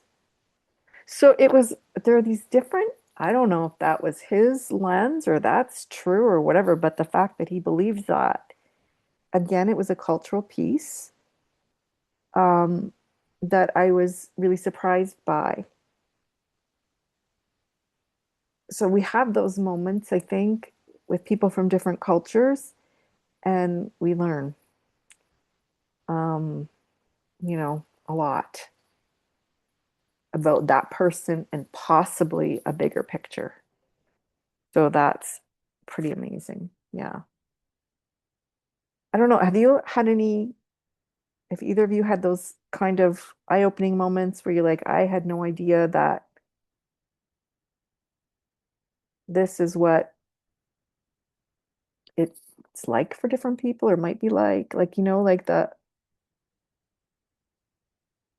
and another client who came from a country where if you turned a man down for marriage and he raped you, it was expected you'd marry him because no one else would want you.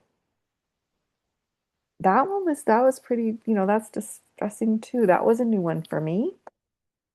Um, my poor client, it happened to her twice.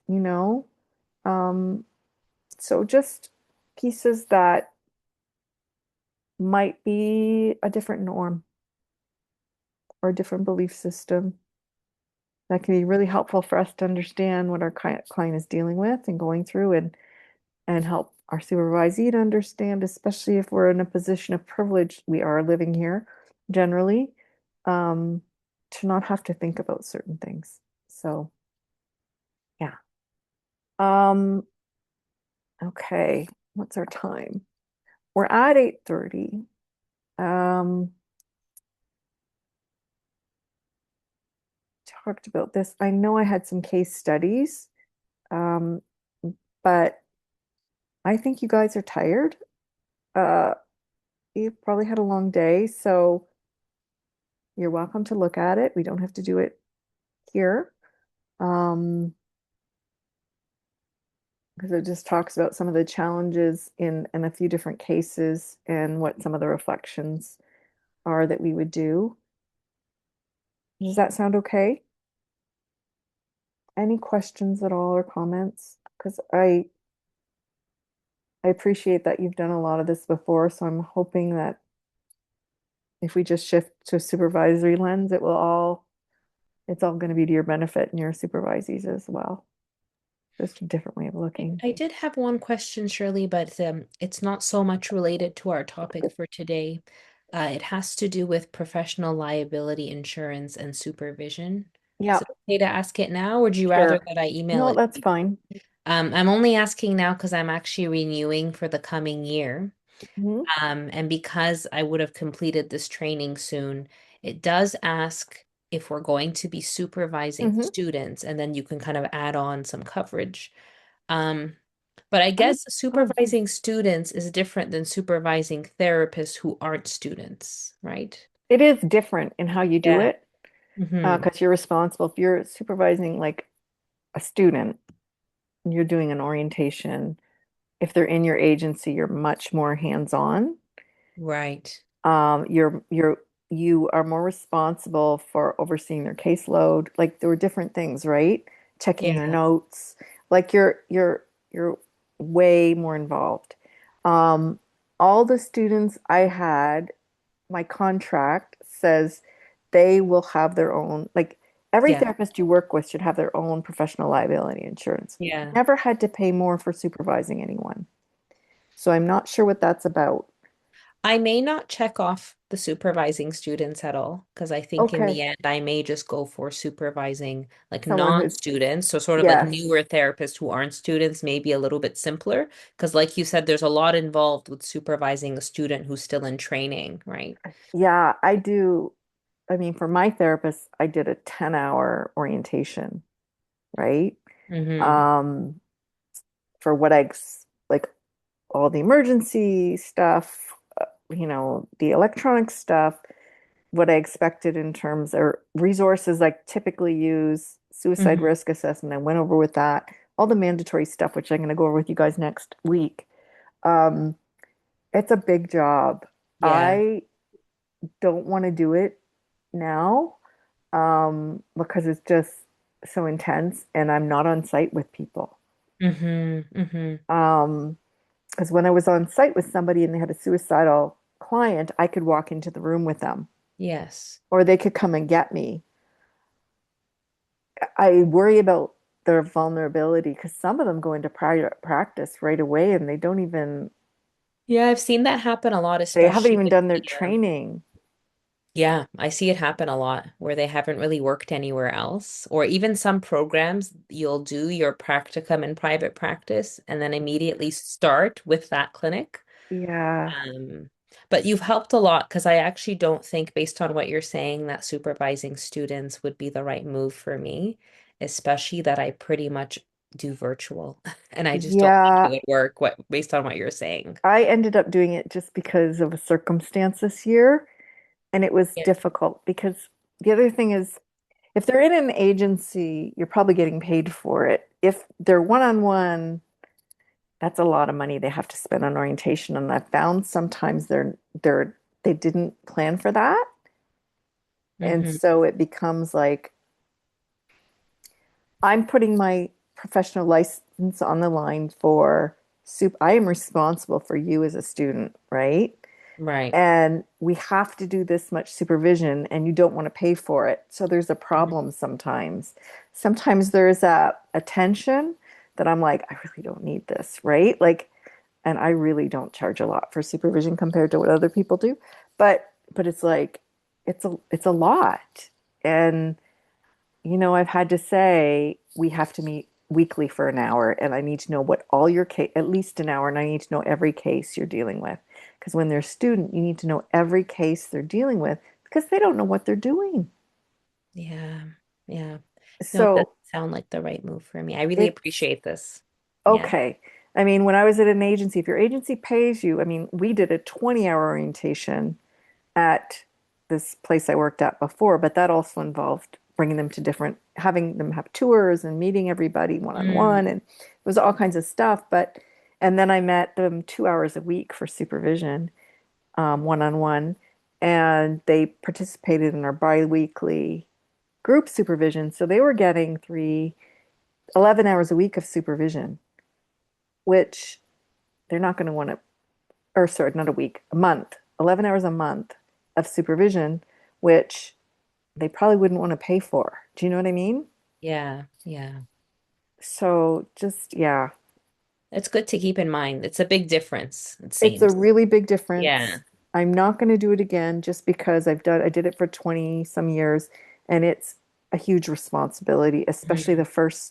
I always think semesters, but the first 4 months when they're learning, they would ask me everything, right?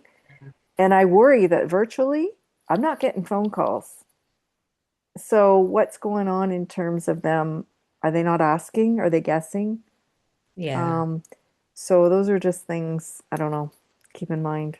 It's Thank you. great. I mean, I loved it when I was there, but I was paid to do that. They didn't have to pay me, Yeah. right? That makes a lot of sense. Thank Okay. you. No problem. Any other? Yeah, if you ever have practical questions, I'm happy to talk about those because there's a lot.